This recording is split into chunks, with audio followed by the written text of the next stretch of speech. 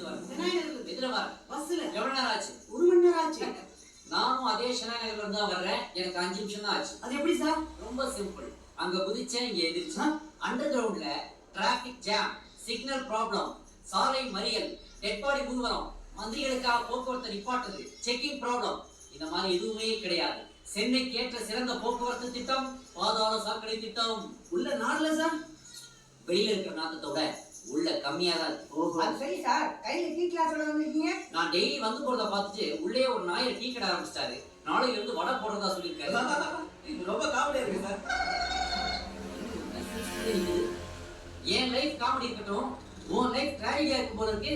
இங்க இருந்து ஃபீடிங் பாட்டில குழந்தைக்கு பால் கொடுத்துட்டு இருக்கிறியே, இதுங்களை பெத்த அம்மா எங்க? பிரசவம் ஆயிருக்கு சார். இவங்களுக்குலாம் தம்பி பாவா பிறந்திருக்கா. ஆனா பாவி, உனக்கு இன்னொரு குழந்தை பிறந்திருக்குன்னு சொல்ல வேண்டியதானையா?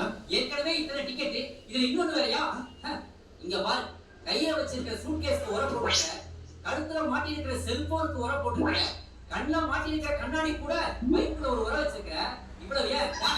குழந்தைக்கு பால் கொடுக்கிற ஃபீடிங் பாட்டில் கூட உர போட்டிருக்க. இதுக்கெல்லாம் உர போட்ட நீ கவர்மெண்ட் சொல்ற மாதிரி போட வேண்டிய நேரத்துல ஒரே போட்டுட்டீங்கன்னா உன் வீட்டுக்கு இந்த நாட்டுக்கு இவ்வளவு பிரச்சனை வந்துருக்குமா?